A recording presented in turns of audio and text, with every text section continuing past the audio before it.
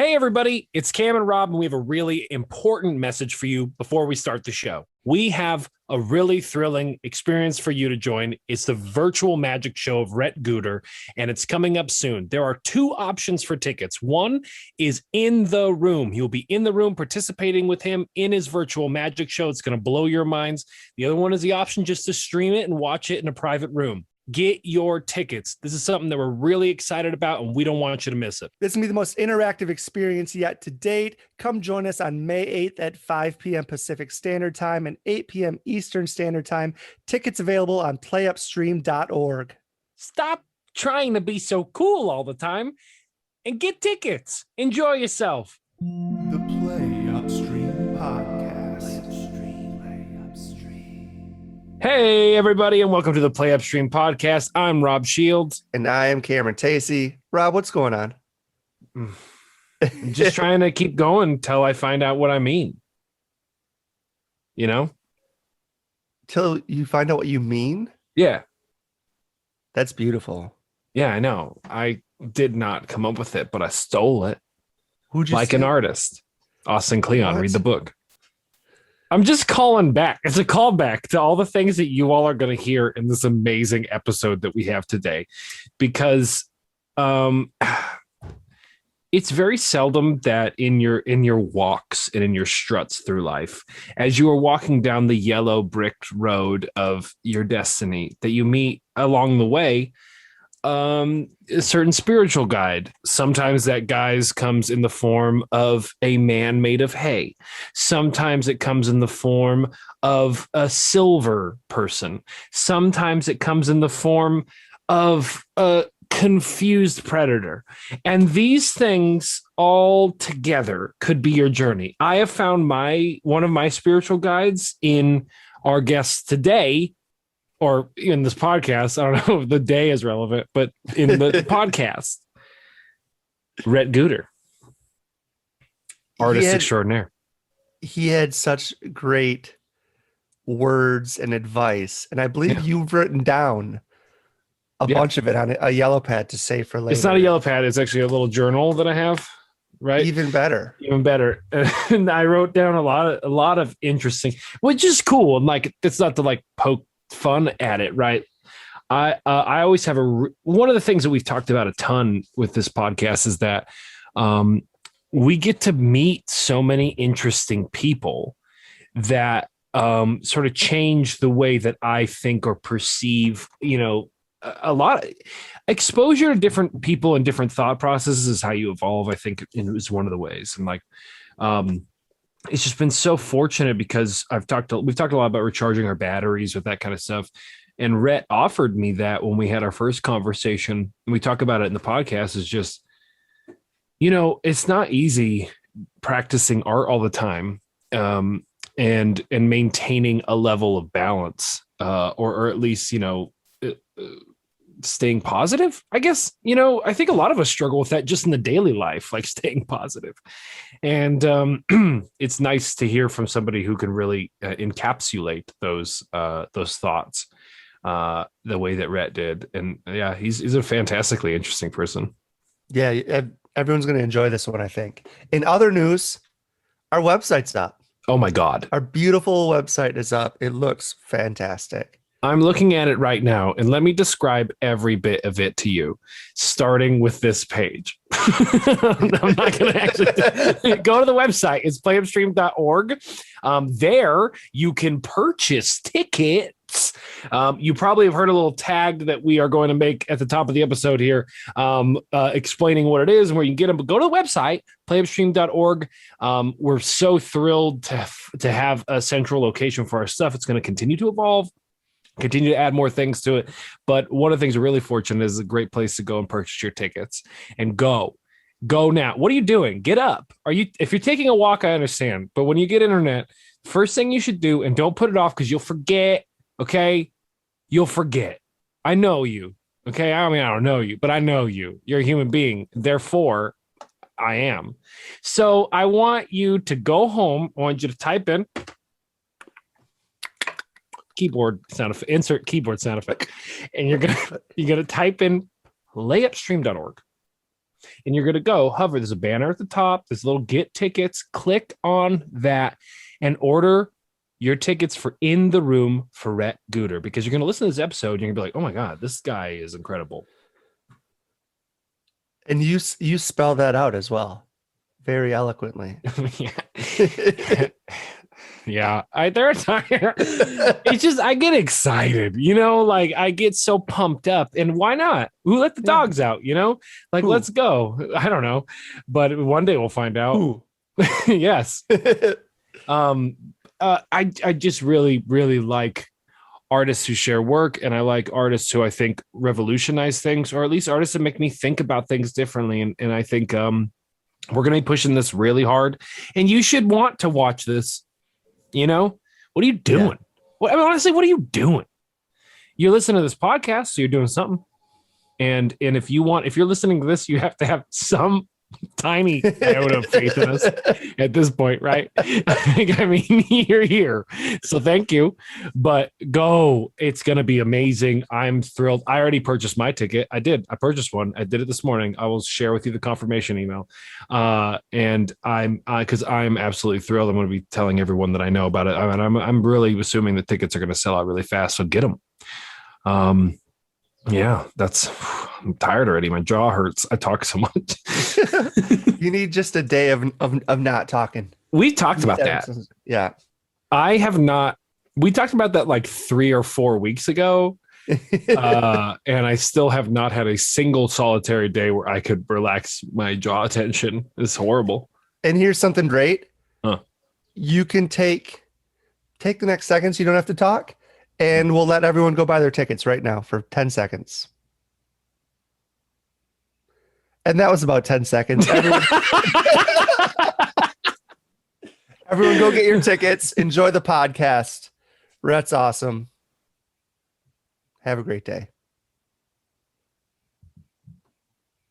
Go buy tickets. All right. We are here with Rhett Guter, who is the star of our upcoming, like our new enterprise that we're getting into with Play Upstream that we're so excited about. It's our first and our most interactive show that we're going to have.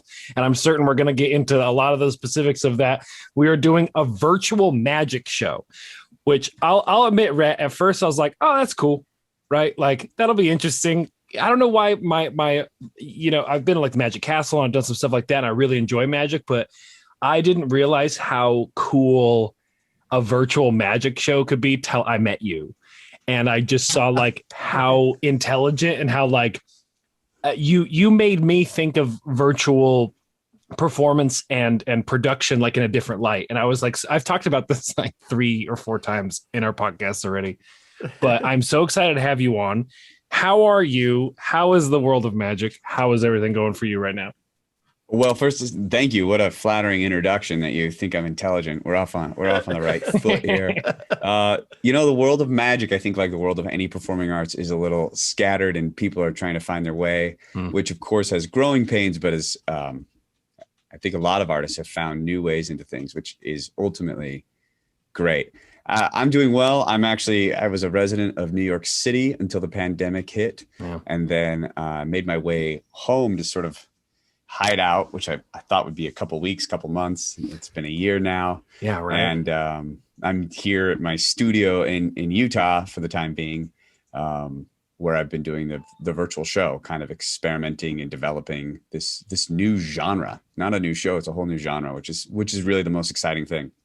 I really like the way that you personify that too, because when we talked, we talked and we got our, of course, as we've always dealt with, is like the time zones for virtual stuff has made all of our brains melt at some point in time, right? Like I never realized, like, why do we even have? I get it, but good God! But we were talking and you were driving in Utah, which was great because the streets are relatively empty, so we could still have a really good conversation, and. And we had this really great conversation about virtual, like the virtual art and like how we need to, this was kind of a blessing in disguise, I guess we could say, in the sense that we've had to learn a different medium. And I loved how you brought it up, it's like a different genre. And if we continue to think about it as like, well, we're just taking this and repurposing it to this, it's doing it a disservice in a way. And what we're really doing is like, it's a whole new wave, right? It's a whole new interesting thing. And, and I really appreciated your conversation because you were talking about being on the crest of that wave, and really thinking about it in a new way. Yeah, I understand, because even when I first thought about doing magic virtually, I thought there's no way that's going to work. Most of my experience in magic is as a close-up magician, which really doubled down on the interaction and the conversation and asking people, what do you think? Pick a card. This famous line, pick a card, any card. It requires someone else to participate in the action. So then you put that into a virtual world and you go, how am I gonna have somebody pick a card over the internet? They can't reach through and pick a card. And I was, admittedly thought, this is a Band-Aid. We'll just figure out how to do a couple tricks on a camera and then we'll move on.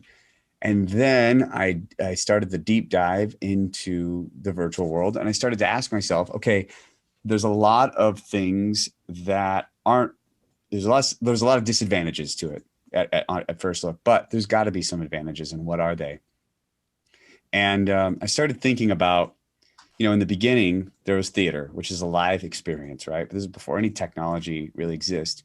We have a live living art, but the audience is also live and living and participating in what's happening. And anyone knows that seeing a play with 1,000 people in the audience is completely different than seeing a play with one person in the audience. Yeah. The live, the live energy and participation in the event is part of what creates that genre. And then we get our first film comes along, right? We're able to capture these performances, and which is amazing. Now we know all these amazing things that film as a genre is able to do that theater can't do. But when it first happened, it was kind of like seeing the hairy ass of this thing, right? It was basically theater performances captured on a film. And it was overdone and huge. And, we hadn't really discovered close-ups and the subtlety of everything that genre now 100 years later has developed into this amazing new art form, right? But what was interesting is the participation of the audience went away. And the live part of it went away. We know when we're watching a film, this is going to be the same no matter how many times I watch it. Right. And then the next big sort of evolution of broadcasting comes along. And now we have things like, news as entertainment. And even I think shows like Saturday Night Live, while they are not necessarily, they are broadcast live, but we are watching this thing knowing that it's a live breathing thing. And at any moment it could change. But we're still not able to influence or participate in the action. We're still watching kind of in a vacuum. So now in the last, I'd say 5 years, with the infrastructure of the internet and the technology that we have and things like Zoom and Skype, and because everyone's walking around with a cell phone in their hand, what we're really walking around with is a broadcasting system. So everybody now has their own personal broadcasting system, not only to receive, but to send their presence and their interaction as well, which brings us to virtual performance, right? That we're dealing with a completely new, unique way of creating art, because I can really, for real, interact with people because everybody has this technology and this access. And that, to me, when that sort of clicked in my brain, I went, oh, this is something completely different. I can't just do magic on the screen. I have to figure out, how do I double down on people being able to interact and be a part of, and really literally be in my show. And I think I showed you something, which I won't give away, but there are ways that I literally put people into the show, and it's super fun. And that's why I was so excited, is because I saw when I first thought of seeing a magician, my idea was the same thing that we've been doing, right? Which is a show, you tune in, but there's no interaction, right? Except we've had interaction in the chat. We've always struggled with that with us, just, trying to figure out, okay, well, how do we even do a comedy when we can't hear people laugh, because like you were talking about the difference between one person or 1,000, like that energy in a theatrical setting is what sort of drives the action a lot of times. And then when we met and I was like, we were talking about what you were doing, I was like, this is going to blow people's mind, because this is, we've all now become the pandemic opened the door for us to be accustomed to this sort of interaction. Right. I think on a more global scale, people have been doing Twitch, people have been doing stuff like that for a while in the sense, but the interaction is, is as if you're a part of that, but now more people are doing Zoom. I mean, Zoom, it's a household name now. It's on South Park. That's when something's real. And then we're here, talking, I see you do this and I'm like, my goodness, I can't wait to expose our audience and anyone we can gather to this, because what you are doing is taking this and elevating it to the next level, and that's why I was saying it blew my mind, because then it got me thinking of the technology is out there to play with these things right now. And I think that if there are people pioneering the importance of like how we can have virtual entertainment in your home, that it's only going to go further. Right. And we're already doing that now. Like there's a hologram of James Dean they're working on or something, like, I don't know what they're doing, but there's something they're doing. And my grandmother keeps texting me about it. Like, they'll use hologram actors. And I'm like, okay, thanks, Nana. But that's why I'm just so excited for when the show is. And we'll continue to talk about that, because I think that is brilliant. And I've already loaded it with superlatives, but that's how much I think it's going to be awesome. Well, it is interesting too. The pandemic has been, it's been awful on so many levels, on health levels, on financial levels. I mean, my career has taken a huge turn. I was really mostly a stage actor, musical theater, until this happened. I was directing and choreographing, and then I was doing magic close up at restaurants in New York City. And then when this happened, it made me go, okay, what do I do? Yeah. But what's fascinating to me is, if this pandemic had happened even 5 years ago, the infrastructure and the technology, I don't think was quite there yet, and I don't think we would have quite had the tools to be able to do this two-way broadcasting thing that we're talking about. And the kind of the crossing of there's a much better word for it that I can't think of, but the timelines of the technology being ready and the pandemic happening at the same time sort of catapulted this ball all the way down the field. Sure. Where a lot of these artists started picking up the ball and going, okay, how do we make this work? And it makes me think, just like film, it's young right now. It's an infant, and it's going to be ugly and awkward, and we're going to compare it. And everyone says, well, it's never going to be the same. Yeah, that's the point. It is never going to be the same. It's not going to replace. Film did not replace theater, and live broadcasting and news didn't replace film and theater. It is truly a new thing. And what we get to do as artists now is go find it. Yep. And that's super exciting. Yeah, absolutely. And you even look at I was thinking back like a year ago, I was looking at Zoom, and even then they've added so many features just to this software because of the usage. And we look at like the plays that we did, and we were like, I don't know, let's try to figure out how to do this medium. And then we move on to a situation where now we're adding, QLab into things, and we're trying all these effects, and we're developing things.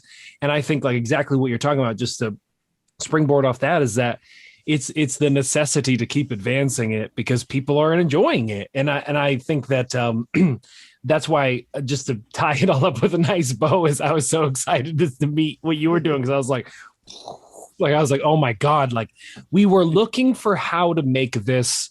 I guess it was the fear of it being a novelty and not something substantial. Like, how do we continue to tell stories of a level that makes people still want to engage virtually, that's actually enhancing work, as opposed to just sort of, repurposing it. And that's the technology is definitely moving us in that way. And I'm really excited about seeing all that development. And I know that when we do our show that we're going to talk about in May, that people are going to be like, okay, I see where this is going, because it's brilliant. But let's bring this all together, because we've now we always do this when we get excited to talk, because we miss like our first question for like 10 minutes, but it's because I'm so pumped.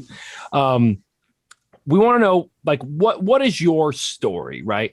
How did you get into this? Obviously, being doing up close magic and doing that sort of medium is a really, like, I'm fascinated with how people get into that. But also, we looked at your website, we've talked to you, like, you're also a talented singer and dancer, a musical theater performer, an actor. Like, so what got you started and what led you on this path? And, like, let's start there. Yeah, cool. So magic was my way in. So this is sort of a full circle thing for me, but magic was my way, and I loved magic as a kid. I think every kid, especially boys for whatever reason, goes through I want to learn magic phase. You know what I mean?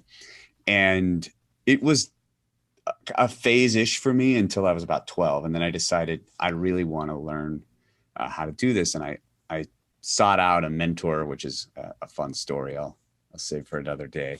But I sought out a mentor. I worked with him, and I studied it very seriously for 4 or 5 years, I would say.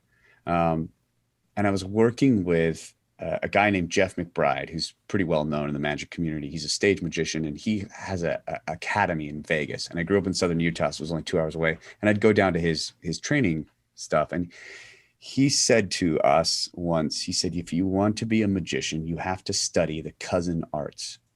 You need to study music and dance and theater, acting. You have to understand how to perform and tell story and communicate, because ultimately magic is another way to connect with people. So I sort of took that to heart. Went to a performing arts high school and kind of showed up and said, I'm here to study theater because I'm a magician. And they said, well, you should dance and sing and do the whole thing. I said, no way, that's not for me. And, basically one thing led to another. I started to dance, started to sing, started to study theater. Magic slowly started to take this back seat. And in retrospect, it was because there wasn't much of a community for magic. Magic is sort of a lonely art form. Tends to be always done solo.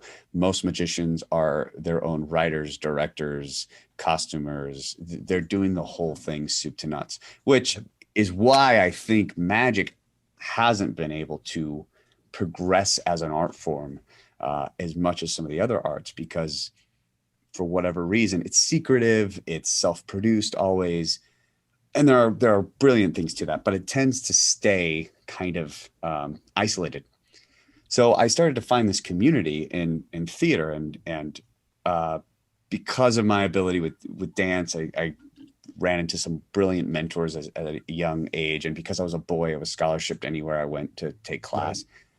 So I kind of went on this path and went to school and studied classical dance and musical theater. Went out to PCPA, did an internship. That's how I know some of you folks through those connections, and found myself in Chicago as mostly doing musical theater, and then went out to New York and pursued musical theater and performance, started to direct and choreograph a bit.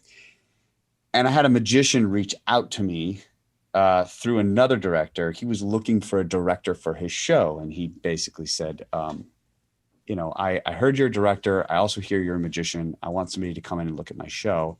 Mm-hmm. We had a conversation. His name's Bill Blagg. He's got a national touring show, Big Illusions. Not what I studied, but the principles are more or less the same. So we had this great conversation. I said, I think I can help you out. I've never really done anything like this, but let me help you out.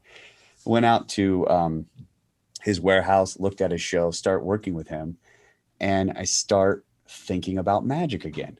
Because it by this time, magic had sort of turned into, there's a deck of cards at a party. I'll do a quick trick, and then So I start thinking about magic again, and I start to work on some new tricks, and I start thinking of magic from a completely different way. Because now with my 10 years of being on stage and performing and storytelling, I start to really understand what Jeff McBride had told me 15 years before.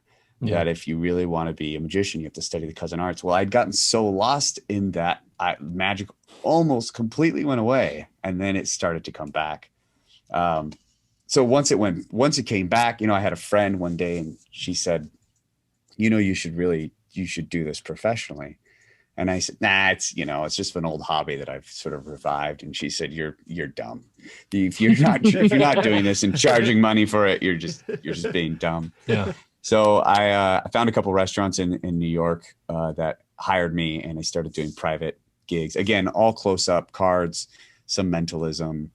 What I loved about magic was that it was so personal. It's so unique to the person you're performing for. It's a conversation, and you're only half of the conversation. Now you're definitely guiding it through, a performance, but it's not like theater where it's pretty prescribed. There's some flexibility, sure, and based on the audience reaction and whatnot, but And on the magic show. is yeah, exactly. But magic has got a very much an improvisational and personal feel to it. So it was lovely. I kind of found these two different ways to perform, and they were completely different. And then, that basically brings us to the pandemic coming along in March. And I had directed and choreographed a brand new musical in New Jersey that I'd sort of helped develop. It was interactive kind of murder mystery thing that I was helping develop, work on. Had 2 previews, the classic pandemic story. 2 previews, shut down. We thought it was going to be a week. 1 week turned to 3 weeks. 3 weeks turned to 3 months. And then here we are a year later. It's such a shame for those shows that were in their infancy, right? Like it was like so many didn't even get off the ground. And that's really tragic that. And in the world that we live in, it's kind of hard to bring it all back because you have to start rehearsal again. You have to go through the whole process, and it might not be there. That's unfortunate. Totally. It's like shows can only live on ice for so long until you got to basically start over again. Yep. And we've been in this long enough, and the theater industry specifically has been down long enough that I think most shows are at a place of, completely starting over. And the world's changed. Yep. I think that's what people don't understand is a lot of these plays you have their pulse on what's happening in the world, and you come back a year later, it's going to be different. It's going to resonate in a different way. And there are different things happening with people's lives and the stories that they're living out. Everyone's story is wildly different than it was a year ago. So plays don't necessarily just come back, right, pick up where they left off. And the messages are different. I mean, we've changed socially in a year so drastically because of this. I mean, I teach as well, and I try to I'm showing plays that I can find on YouTube just to pass the time in some of my classes because virtual teaching is insane.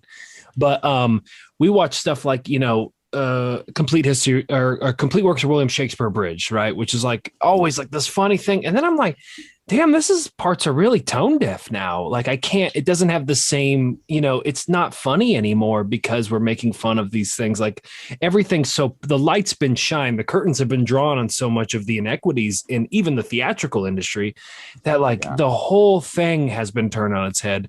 And, there are plays that have sort of, been kind of in the back shelf that are dusty that people are pulling out now because those messages are relevant as well. I think you've hit it right on the head. It's a completely different world. And it's crazy that we've all gone kind of underground for so long, so to speak, right? In our apartments or homes, or now we're finally getting vaccinated and we're like, maybe I can go to that barbecue. But theater's still a ways away. It's just, I think that it's really tragic, but I think that there's something really cool about, starting over, that we get this opportunity to create new stuff. So when you're thinking of, well, first of all, I just want to circle back to a couple things. You talked about studying those cousin arts, and then you've also directed and worked on sort of developing some new pieces. So, how important is it for any of these artistic mediums? Because I know now we're talking about people, being triple threats even to be successful. I bring this up all the time. I talk about Daveed Diggs all the time because he's I really love that actor, and he's a musician. He's a singer, a dancer, a performer, and how many doors does that open for you as a artist or performer because you are multi-talented in that sense? Yeah, to me, the analogy I sort of use is every sort of area of focus or technique, whether it be dance or voice or musicianship, speaking, magic, circus, clowning. These are all different techniques that are all different languages. And the truth is we all speak them on a certain level. We certainly understand them. Some we understand better than others, and that's where like people have preferences, right? They prefer dance over a theater show or vice versa. But the way I sort of see it is the more multilingual you are, Right. You're able to examine an idea from a more three-dimensional perspective. You're not just looking at it from one. Mm-hmm. And there are certainly times where I think the genre is asking for a very pure technique into a certain story. Sure. But having a multilingual way of looking into it, I got to bring this up because a great example of this is I did Oklahoma a couple of years back, and the director I had a wonderful relationship with. We had worked on several shows. She's my best friend, and she called me when she was directing this, and she said, "I'm interested in having you play Will Parker for this production of Oklahoma because my dance ability and whatnot. It was kind of the obvious fit." And I said to her, I've always wanted to play Curly because Curly has text and song that tells one story, and then the Dream Ballet comes in, which is the only way that Curly actually, where they address the part of the story that of those actual romantic feelings. They spend the whole play saying, "I don't like you, I don't like you." People would say we're in love, right? And then the ballet comes, and you actually see the chemistry happening, Right? And it uses a completely different language of dance to do that, which makes perfect sense because it's physical and it's connected and all that. And I said, wouldn't it be amazing if the same actor was able to express this with one language and this with a different language? And I want to experience what that's like. And I think it would be great storytelling. And she was like, I think that's a great idea. Let's see if we can make that happen. And then we did. And it was really one of the things I'm most proud of in my acting career is getting to tackle that role from two very, very different directions. Right. No, yeah, I love that because I know that when I started directing, I gained like a whole new appreciation for acting or how even I wanted to do it. And just like that, like I was like, oh my God, like there are so many things that I considered or things that I didn't consider that my eyes were blown wide open when I started to direct, because all of those changes in your focus as an artist, I think just like you said, open doors, right? And then you're looking at it from different ways. Looking at a show as a magician with those talents is much different than looking at it as just an actor, or even looking at a normal show without so much dance and song. It's different when you think of things in those mediums. And that is the profound difference that you can find by switching those gears or looking at things through a different lens, I think is really incredible. Was there something that helped switch or click that? Because you had said, you'd kind of gone and done theater and moved away from, or gotten away from doing magic. And then the pandemic kind of brought it all back, or recently with the director brought it all back. Was there something that clicked that you go, oh, I should, instead of putting it to the side, bringing all these things together? It was more that I just picked it up again and I started to look at it again and started to look at magic. When I left magic in my youth, they were still tricks. They were like, here, pick a card. Look, I found it. It's a trick. Yeah. Cool. And then when I picked it back up and I started to examine what magic is and kind of, I think what Rob is saying, you start looking at it as a director and you go, oh my gosh, magic is just another way in. It's another opportunity to get into something, a story or an experience that is truly human in a completely different language. So there's an opportunity here. And I started to pick up those old tricks and go, what is the opportunity? How can I use this technique now to connect with people and tell a different story or look at a similar story, but from a different lens or from a different angle? And that's when it started to be, it like became a whole new passion again. That's awesome. Do you think other magicians like practice, or did they take that advice like of other or practicing other art forms? I just don't know the culture, so I'm just curious if like that's a common thing. Maybe not common, but I certainly think that Yeah. magicians worth their salt are looking at the storytelling Hmm. and understanding, asking these questions of Right. how do I really connect with people? How do I get them to go on a journey with me, and not how do I fool you? How do I trick you? I mean, tricking people at the end of the day is not hard, but taking somebody on a journey and surprising them and giving them, it's a gift. When Yeah. we're surprised, I mean, that's what elicits humor, right? We laugh when we don't see that coming, and then boom, and that's what makes us laugh. We get drawn in when we see someone make an actor make a decision that we didn't see coming, but makes perfect. We go, oh my gosh, I know why that person did that. Mhm. It's a surprise that makes sense. Yeah, no, I did your YouTube. You sent me that YouTube thing, right? Or the Oh, trick yeah. that you did on YouTube so you can see what's up. And in my head, I was like, this guy's not gonna get me. You know what I mean? And I was like so trying hard. I'm like, which one would be the hardest one to pick? Like I refuse to be beaten. And I was so pissed when he was like, I was like, no, it is my card, you son of a bitch. Like I'm so mad. But it made me so happy because I was like, holy shit. And I was like running, I always run to my roommate's room whenever something exciting happens, no matter what it is. I'm like, oh my God, Matt, are you gonna watch this? It was so cool. And it was on, on YouTube.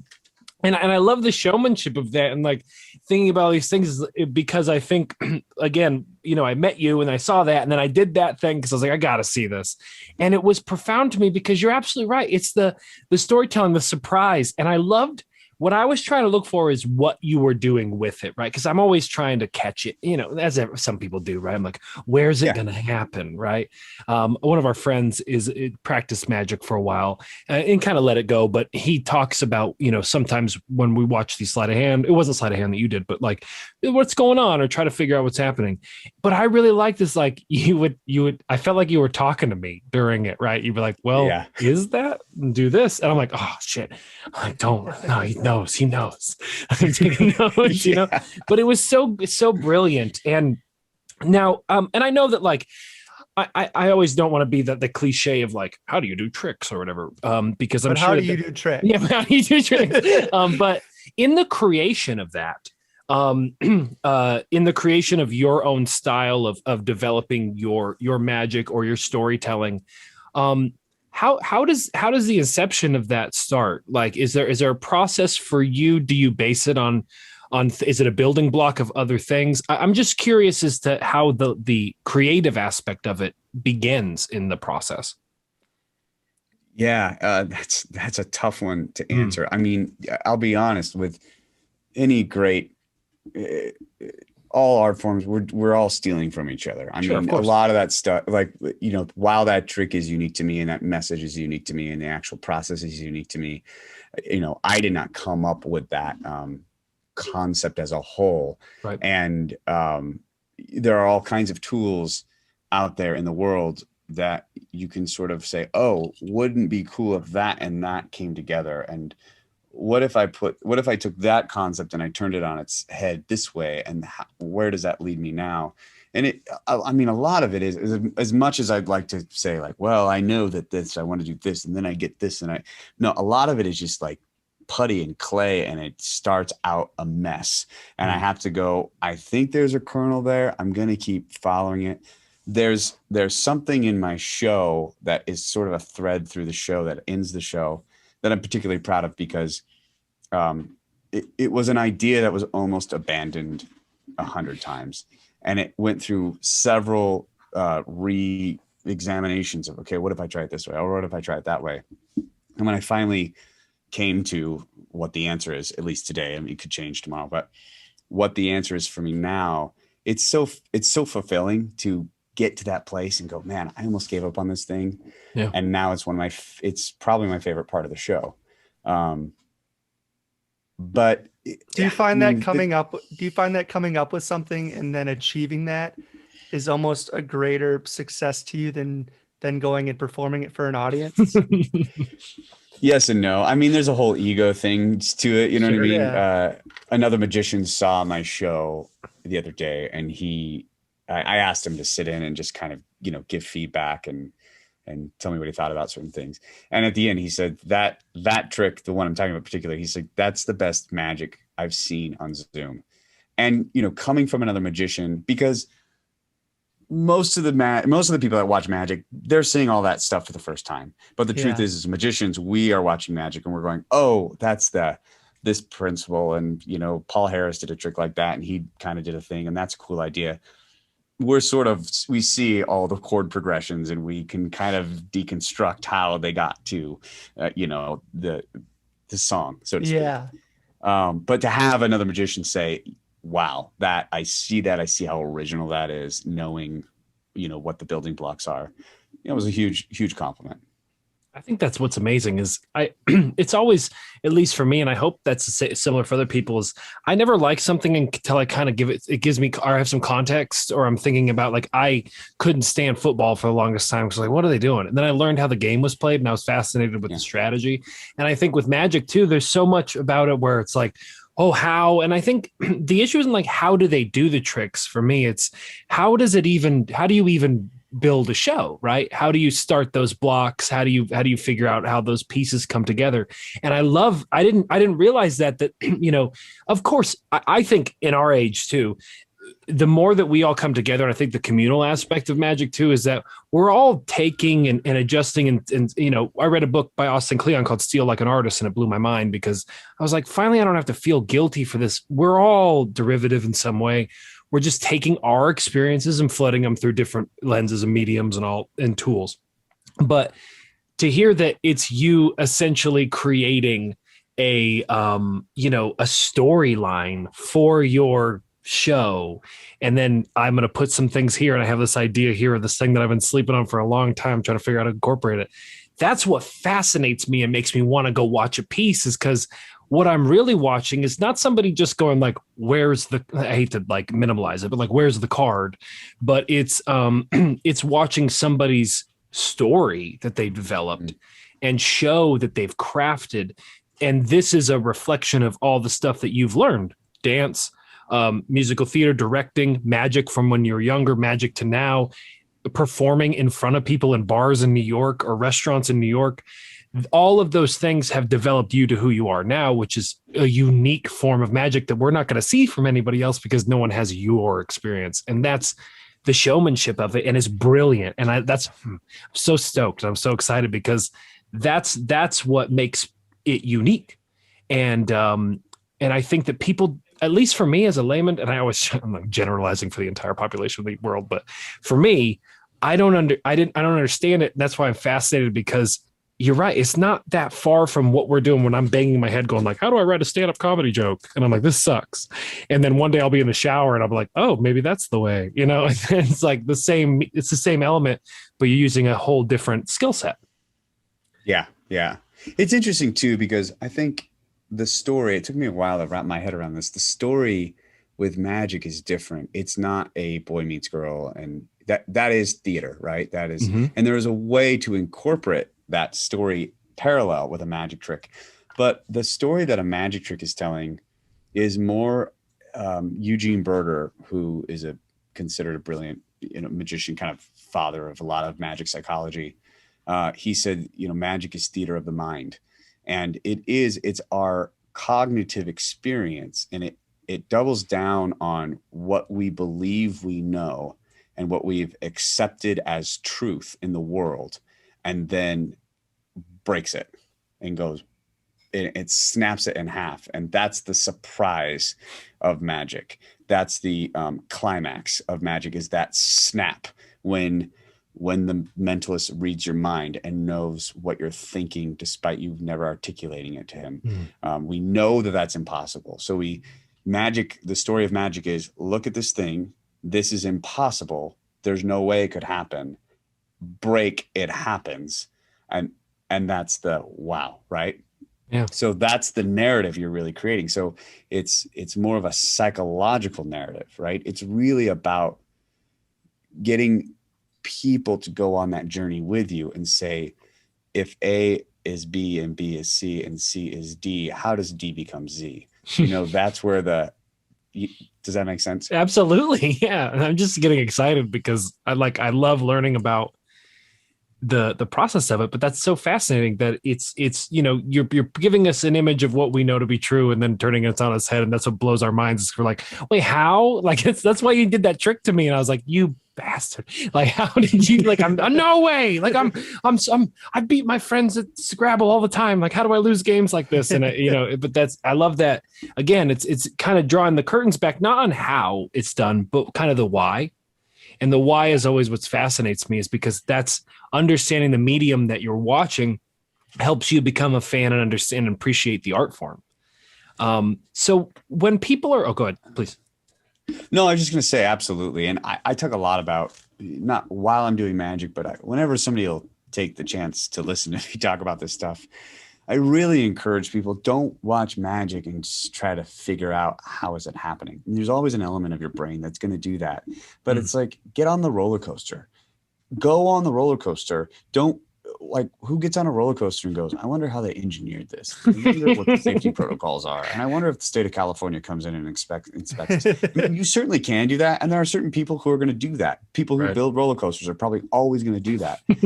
But as a layman or as a just thrill seeker, just get on the roller coaster and go for the ride. It's super fun, you know?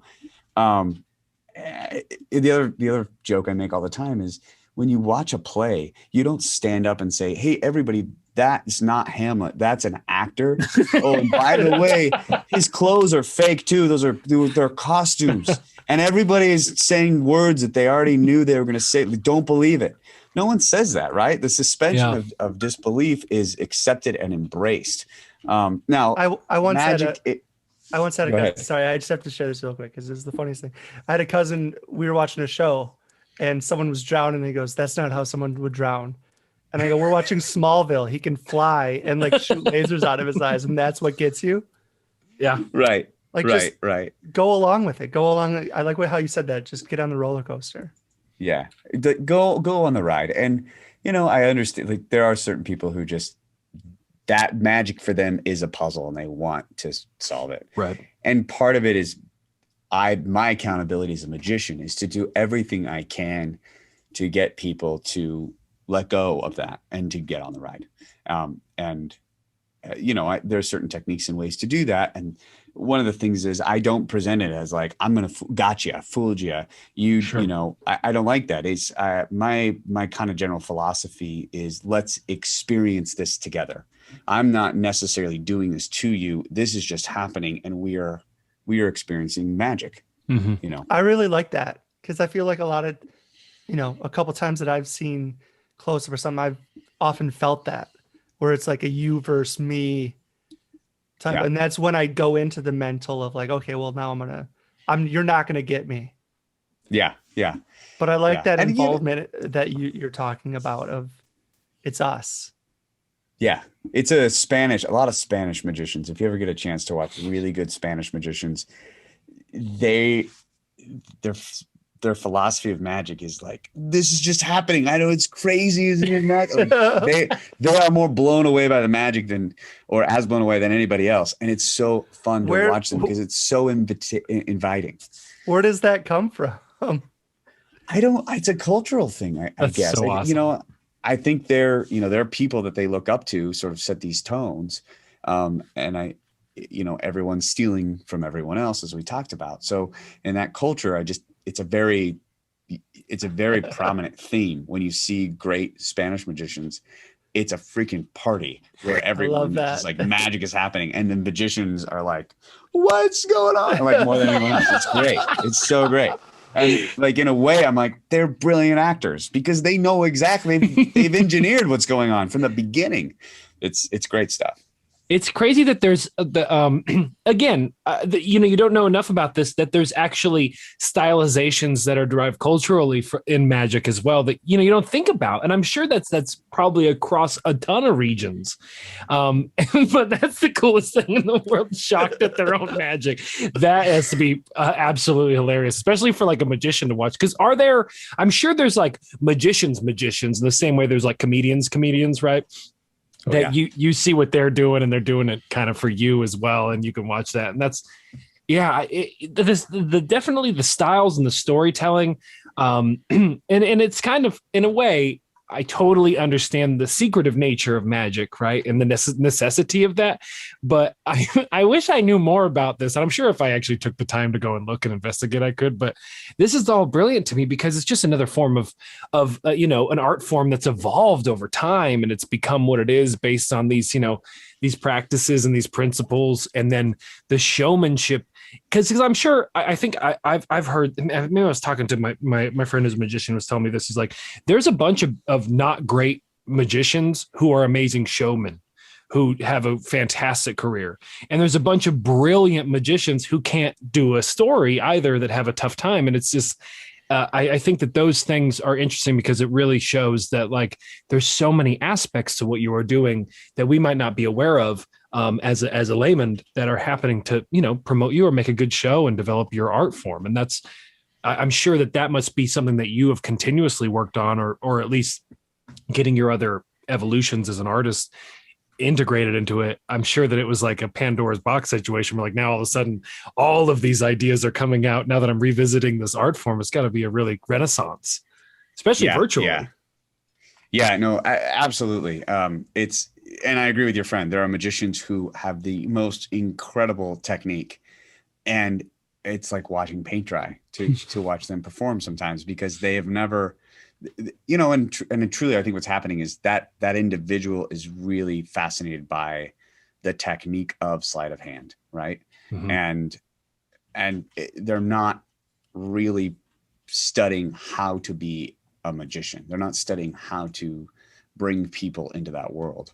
And there are people who are brilliant at pulling people in, and maybe not have the greatest technique, but if your showmanship is good enough, you can get away with quite a bit. And then there's the people who have both. And that's when, those are the people that just blow your mind. Yeah. That's, of course, I mean, that's the same with, acting as well, or dancing, right? We have a lot of people who have an immense talent, but kind of can't really get in the room. Or there's some people that my acting professor would always say, we're dipped in luck shit, where, it's like, you just got the opportunity when you did. And that's the kind of way it goes. But totally. Now, so do you feel that, I mean, obviously there's a lot of things that are kind of up in the air, but do you feel now that you've experimented more with the virtual setting of magic, is that something that's going to continue for you, or when the opportunity comes to go live? I mean, what are your thoughts on that? This is the $1 million question that sort of everyone is asking. I want to back up real quick though, in your people being great actors or have a lot of talent, but not able. I think of sleight of hand as acting technique or even dance technique. Mm-hmm. The point of sleight of hand is that it's invisible. It's necessary for the illusion to take place. But if you see the sleight of hand, the illusion is broken. So it must remain invisible. And the same thing goes with acting technique, voice technique, dancing technique. If you're watching someone's technique and thinking, wow, they've really trained and they're really good at that, then you're not invested in the narrative or the story that's happening. So mm-hmm. that the point is, and this is why it's so tricky, because you work so hard at it to make it invisible. And in a way, magic is a great analogy for that technique, is that we want to become so proficient that it goes away. It completely vanishes. And it's only in support of the illusion of the story or the narrative that's happening. Anyway, I just had to throw that in. But yes. Before we get to that question, though, I just got to say, you could also have a career in explaining things to people, because I've talked to you like 3 times, and every time I write down stuff you say, I go, that's a really great way of explaining that to people. Like, I really like, and you've done it like 5 times in this podcast where I'm like, no, that's a perfect analogy for that. Like, that's brilliant, because you're absolutely right. If we're watching people's, and I mean, I know some people that I've seen that I'm just, they've gone to get their masters, and I know that they know vocal technique so strong, and I know that they understand Stanislavski and Meisner, and they're able to do it. But I'm just watching them do this it's inorganic performance that is so layered with I do my warm up and I walk like this and I do this. I'll think that I'm like this. I'm watching your shit happening on stage, Yeah. and Yeah. that's a brilliant way of explaining it because it's the same as I try to teach my students in this. I kind of steal this from David Mamet, but it's like stop acting. I'm going to teach you how to act. And then I want you to stop doing it because you'll learn that all I'm teaching you how to do is to be alive normal, like pretty much with some technique. Right. And I'm sure that that's, but God, that's okay. Write down another one from Rhett. Another point for Rhett. Yeah. No, but I want to get to this. Is virtual going to stay a thing? Yeah. That is the $1 million question. And, I'm not going to pretend like I have this ironclad confidence of no, now that we're here, it's amazing. It's never going to go away. I don't know. I wake up sometimes and I'm like, what have I done? Did I just spend a year developing a thing that is going to completely go away now? And the truth is, I don't think it's going to. Mm-hmm. And here's why. I do think it is a viable new genre. And this kind of goes back to the question of people saying, well, it's never going to be the same. Yeah, it's never going to be the same. It's never going to be, and what they say is it's never going to be as good. Well, good is super relative, right? But I was talking to a magic buddy of mine who has got a touring show. And he said to me, I don't want to do a virtual show because if somebody sees me in my virtual show and I charge them 20, 25, 30 bucks for it, and then I tour to their town, why would they come pay $75 to see my live show?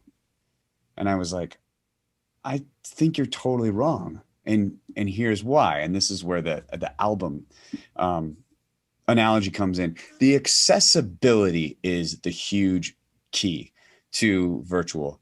We can log on from our homes, from our office. We can finish up dinner with our kids and go, hey, you know what? There's a virtual thing. Let's log on and do that show. There's no parking. There's no driving. There's no getting ready and going out. There's no buying an expensive ticket. It's just there. It's super accessible. In the same way, the music industry was given this similar gift when albums started coming out and records started coming out. All of a sudden, somebody could go buy a Queen album and have the complete catalog, the complete rep of Queen for $20, and they can put it in any CD player or any record player and play that and listen to all their music for $20 anytime they wanted. And by the same logic, now Queen's coming to tour and they're coming into town because you have that record. Are you going to say, I don't need to go see them live, I have their record? Or are you way more likely to go, this band that I've been listening to that I love is in town and I'm happily going to go spend $100 to see them live in concert? Absolutely. So in a way, I believe, and I hope I'm right, I really hope I'm right about this, that the performing arts, especially theaters, comedians, magicians, anyone that's capitalizing on a live interaction has just been given this wonderful gift of accessibility, of giving the opportunity for people to learn who artists are, meet them, understand them for a way smaller price and not just a dollar sign price, but cost of effort and going out and planning, right? It's so small. And in sales, it's a classic technique, right? You ask for a small yes before you ask for the big yes. So we've just been given as performing artists the small yes. Hey, log in anytime you want for $20, super easy. Get to know me, like me, trust me, coming from a sales perspective. Now I say, hey, I'm coming into town, I'm doing my tour. Or think of a regional theater company that has, virtual events about how their set designs are coming or how their rehearsals are coming, or, that they're able to connect with people, do a scene from the play, talk about the process. And now anyone, anywhere in the world can watch that for basically free with no effort, hardly at all. Yeah. They're way more likely to say, we need to book a ticket and fly out to Ashland and go out to the Oregon Shakespeare Festival because these people are amazing and we got to see this. Yeah. So I think you also have the opportunity to reach a whole group of people that, maybe feel more comfortable now that they can see it this, or they didn't know they were interested in this type of thing and they wouldn't spend the big ticket price because they didn't think it would be something that was for them.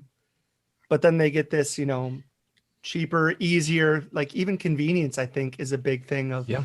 Well, maybe I wouldn't feel comfortable at a a theater play or a magic show, and then you kind of get to experience what it is like. Oh wow, I actually really like this. Yeah. Absolutely. I mean, that's the model of the music industry now. People are not making money on recording. They're building fans and building their audience who then come to the actual live thing. So we as performing artists have just been given a huge, incredible gift and a very powerful tool. And I believe that theaters and, again, comedians and magicians, singers, they're going to start to understand how powerful this is, and it's only going to get bigger. And here's the other thing that's cool about it is, from a theater perspective, every theater is trying to solve the problem of how do we get a new audience? We've got all these gray hair, or the blue hairs, right? That's the big thing. And they're all dying off. The boomers, we've kind of moving through the boomers, and we need to connect to a younger audience.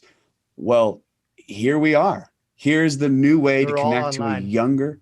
Exactly. And they all are walking around with a cell phone. They all know how to use it forwards and backwards, and they can all get onto a virtual, interactive, actually be a part of it experience, which is, it's huge. And I don't think people have quite understood it yet, but I believe it's coming. Yeah. So to answer your question, I think it will be a thing. I think it will go down a little bit because now summer's coming and things are opening back up, and the vaccine's going out, which is amazing. So I think people are going to have a kind of period of like, okay, I'm sick of watching and doing stuff on Zoom. Yeah. But I think it's here to stay. I really do. I think it's a whole new genre. And I think just like film, I think 100 years from now, we're going to be looking at some virtual events and going, remember when these first started and they were terrible and people were just taking their acts and putting them on streaming them live. And now look at what it's developed. Yeah. It's all around us in like VR and stuff. And we're in the theater from home and stuff. But I think that's the brilliant way of looking at it. And to be honest, like when we talked about this, I was at a period of time when I was like, man, should we keep this going? Right. Like, and I think like you were talking about a little bit with the virtual stuff. I spent a year just doing this but when I spoke to you, it reignited that passion and fire in me for it, because I was like, you are absolutely right that what you're building is a community of context, right? Like, hey, like a lot of things now, even to be an actor, like agents are looking for how many followers you have, what you can bring into a production, why should they cast you? Do you have a built-in audience? I mean, there's a reason why we're just re-churning out the same storylines from 30 years ago in movies and films and TV shows, is because it has a built-in market already. And, building that virtual community, making it accessible, getting people to make a community around you. I think we are seeing that in popular podcasts. We're seeing that especially in YouTubers and other like TikTok and things. And all it is just finding the medium that works for your art form. So people go like, oh yeah, like I've made connection with that. And I think that the philosophy of working with that was brilliant, because you're absolutely right. And that's one thing that we don't have theatrically. We don't have a lot of the performance art that exists in four walls. Is how do we get people to know what this is beyond friends or family, or like if you live in this region and you've been brought up on it and you're affluent usually, right? And and that's how is this medium of building it now and continuing to build it. And it's sort of like that, I put a little bit of money away in this because it had an interest rate and I was going to compound, right? And that's what I think this is for you. And this is for us, is like, right now it may be 100 people, right? But longevity and the continued building out of it, and then you exist for a long time, people go, oh, I know that, or I'll see that. I want to go be a process of that. Because I can tell you, there's a bunch of plays where I go like, oh, that theater company's doing Macbeth. Like, why the shit do I care? Like, I've seen it 100 times. I go, I know that actor. I know that director. I know that Pete. That changes the game for sure. Blew my mind. I'm so glad you reiterated that story on here, because I've told it like 500 times. Cam was smiling because I was honestly, I got it tattooed on me because it's a really, really wise and intelligent way of thinking about how to take advantage of a situation, and also just be smart about it, right? Like maybe, and I think maybe that comes from your magician background of like, don't I'm here to show you something you think is true and show you here's another aspect of it you never even thought of. And that's what you've definitely done in my mind. So I absolutely appreciate it because yeah, I think especially in the magician world too. Why should I care to go see, Rhett Guter's show? Well, because I've just learned a whole bunch about, how the sausage is made in the sense of this is an art form, this is a story, and you're gonna blow people's pants off when they see like look at what I can do virtually, and I'm so excited. That's why I have no doubt that this is one of those things that I'm going to be so excited to promote. Our organization is so excited to promote because I really think it's revolutionary. I think it's fascinating, and I think that you are profound, and I'm really excited to have you a part of working with us. I know it's a lot of superlatives, but I just get excited, when I get to think differently, and it's really, really, really cool to see it evolve in front of us. Yeah. Well, and I got to say, I mean, thank you. And it's super flattering. It's all awesome. And I just want to reiterate that I didn't start there. I certainly didn't walk into this and go, here's a genius plan for me to create a whole thing. It started with, okay, I'm going to do this because I have nothing else to do. And I don't know. And I did. I thought it was a Band-Aid. I thought it was a temporary thing. And it took a real deep dive to start to see kind of the silver lining. And even in that, I say, I hope I'm right about these things.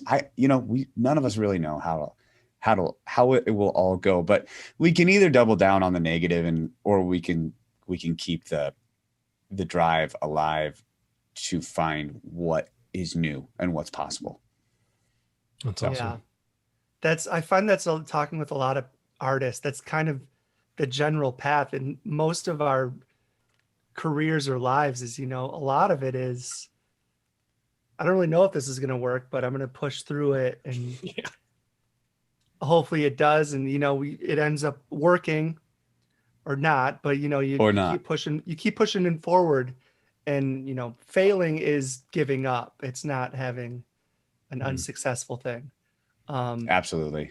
And it seems like just talking to you, you've done a lot of, from choreographing to directing, acting, magician, like it's a lot of determination that you have to push through all that. And that's amazing to hear. What advice would you give to yourself, a young kid right now picking up magic or theater arts? Where do you get that determination from? What do you say to them to keep going or push through? Yeah, that's a great question. I think really keep going. That it's not going to be, you're not going to go win, win, win, win. You're going to do lose, lose, win, lose, win, win, lose, lose, lose, lose, win. That it is bumpy, and that there's a sting when you trip. There's a sting when you debut something and you go, I know in my gut people are being nice to me, but I know in my gut that's not what I meant. I don't even want to say it's bad, but my friend, the director I spoke of, her name's Jen Thompson, and she says when she's really proud of something, she says, that's what I meant. And I love that phrase because it's not it's good or it's bad. It's what she meant. It's what she's trying to say, and she's speaking the language and hitting people the right way. So, keep going until you find what you mean. And you're going to zig and zag, and then you're going to find one day you're going to do it a certain way. You're going to be in the shower and go, that's the joke. That's what I meant. That's great. To flip that then, the advice to a younger self, is there something right now, a thought or advice that you would want to hold on to that you would tell your future self to remember and to not lose? Does that make sense? Yeah. Sort of moral or a thought process that you would go into the future and remind yourself of to hold on to? Yeah. Wow. A couple things, not waiting for permission, I think as artists, especially coming from the theater artist world, it's like, well, I need somebody to cast me. And that's such a dangerous mentality to get to. And I certainly understand it, but in today's world, there are so many opportunities to go try and say what you mean. Through YouTube, through a podcast, through virtual engagement, self-produced things. It's just, even through Instagram and now TikTok, it's just, that's the world now. And you can't really wait for somebody to cast you. You got to go find your voice right now. And ultimately somebody will go, oh, that is a voice that I want on my team, you know? And in tandem with that is I'm reading a book called Show Your Work. And it's this idea of waiting till it's perfect to put it out in the world, as opposed to letting everyone sort of see the messy trip on the way there. Is that Austin Kleon? Yes, it is. Uh-huh. Yep. Yeah. Love it. I've read those 3 too. I know what I'm so excited because I know exactly what you're referencing in that. And another one blew my mind with that same idea. Yeah. Yeah. So it's just this idea of don't wait till it's totally perfect. I mean, and the truth is it's not going to get there until, with performing, especially, it's this unique thing of you can't really figure it out until you bounce it off live human beings. You've got to sort of go jump in and fail a couple of times to figure out what it is, which, you know, kind of sucks, but like, that's just what it is. You just gotta trip a couple times until you figure out how to walk, you know? Write that one down, Rob. I already have been. Yeah. I love, well, I wrote, keep going until you find what you mean was the one that really, really stood out to me, because that's, I think that finding your artistic point of view is so important. And that was lost on me in acting, right? And I think like Bryan Cranston sort of brought my mind to that when he talked about like, I never got cast until I stopped giving them what I thought they wanted. You know, and it's that idea, right? Stop going for, I mean, show, like, your work's not going to be finished, and like put it out there. And then we've been learning that just in our organization, which is like, you know, we're launching a new website, which is a small microcosm, but we just go like, all right, it's not gonna be perfect. We'll throw it out there. We'll find like 80 things that are shit about it and we'll change it. But it's that evolution, and you can't wait to start. Right. Yeah. And you said, you gotta do it now. Go do it now. Because no one's waiting there for you. No one is. No one's like, when is the guy coming, or the woman or the person? No one gives a shit. You know, they're all busy with their own stuff. But if when you come and you've done your stuff and you've done your things and you know what you mean and what your point of view is, you crush it. And we have another podcast that I want you to come on to, because it's a different format, but we just talk about life, and I just want to, anyways, we'll get on that later. Cool. Just like, all right, we're gonna shift into rapid fire, because I'll talk to you all day if we don't stop. But I feel like a little different. I feel in this like very like transcendental place. I've got the plants around me. I'm like focused on life and like keep going until I find what I mean. I'm all like philosophical. So let's do a rapid fire. We're gonna go so fast. I just want to hear your thoughts. So you talked about so let's go with the first one here. What you're currently reading. Yeah, Show Your Work is truly what I'm halfway through. Yeah. I'm trying to think what my last read was before that. Well, if you want to throw off on some Show Your Work stuff, why that's important, I'm down to listen to that. Yeah, Organized Tomorrow Today has been just, Okay. I'm a fan of self-help and, you know, figuring out process and how to be, you know, time management. Speaking of that, I'm a huge Stephen Covey 7 Habits fan. I know some people think that's dated, and I couldn't disagree more. I think it's really held the test of time. So great. What's something that you're currently watching? Oh, I have not watched TV in like months. You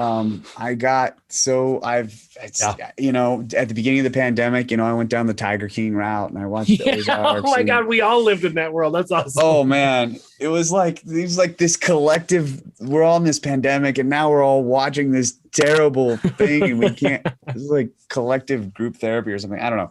But yeah, I definitely did that. Ozarks, which, you know, I enjoyed quite a bit. I'm a big Breaking Bad fan. And so like, sure. I was like, oh, this is kind of like another version of Breaking Bad. But then once I fell into the virtual magic thing, when I have free time, I mean, frankly, I come to my office and play around with ideas and try to figure out, you know, how to how to do that. And then you know, the other just interesting thing about being an artist right now, and I kind of spoke to this earlier, is you're not just being an artist, you're an entrepreneur. You're figuring out how to market yourself. You're figuring out how to, you know, make a website. You're figuring out how to your sales process, all of that stuff. So that's really super weighed on me lately, just the time that takes. And then sometimes I feel like I'm not even a magician anymore. I'm just trying to market myself. Yeah, for real. What's something that you're currently listening to? Album, artist? Oh, I tend to listen to the same people over and over again. Sure. And I'm a big Andrew Bird fan. I don't know if you know who Andrew Bird is. Yeah. I highly recommend him. He's brilliant. Chicago artist. Plays violin, but he's a singer, and he studied a lot of world music. It's just, he's such a unique voice. And I mean, talk about somebody who's found a clear, unique way of expressing his, you know, language. And yeah, and I don't listen to a lot of contemporary music per se. I mean, if I do, it's kind of folk indie, Sure. Father John Misty, fan of the Shins, fan of Punch Brothers, that kind of stuff. Nice. What's an artist or piece of art that you think's under the radar that people should know about? Oh, well, since I assume most of your listeners are American, and I'm going to talk about a magician who I think is brilliant, and that his name is Darren Brown. And magicians will be familiar with him, but if you're a fan of magic and you're a fan of this, you know, narrative and storytelling, he is incredible. He's a huge point of inspiration for me as a magician. He's in the UK though, you know, so he's quite popular over there. He's got some stuff on Netflix. If you look in Derren Brown, like the color. Nice. Really, really recommend his stuff. There's another thing too that's kind of made a splash recently, so I think cat's kind of out of the bag. But on Hulu, Derek Delgadio did a show called In and of Itself, and that was a live show that was recorded. He did it, I think, in both LA and New York. I saw it live in New York 3 times. Really great show. Really great way to see how magic can tell a different kind of narrative. And speaking to what I talked about earlier of that psychological journey and that surprise, and then kind of reflect where we're at. Nice. People. All right, final rapid fire. Here we go. Okay. What are your biggest influence? What's your biggest influence or influences, or where you find influence or inspiration currently? Yeah.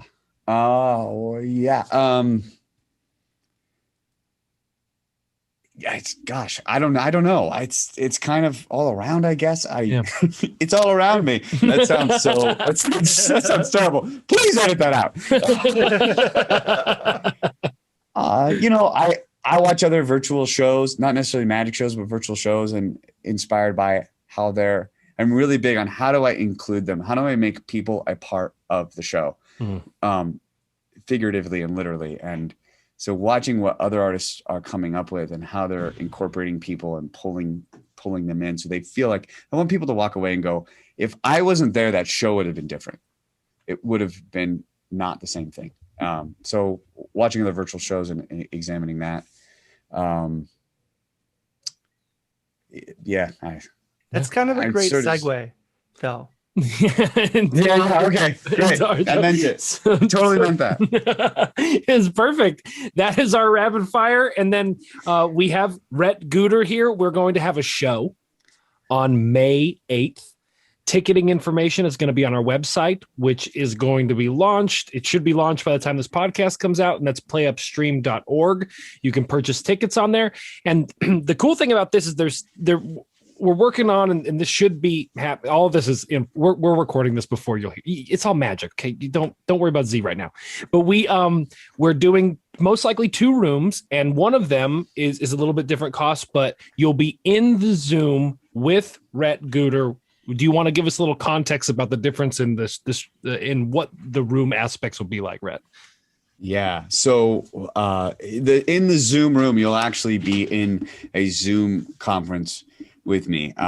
You'll literally be part of the show, and then the people who are just watching the stream will be watching live still it happening, but I won't necessarily be able to talk directly to you because in the conference it's going to be interactive, right?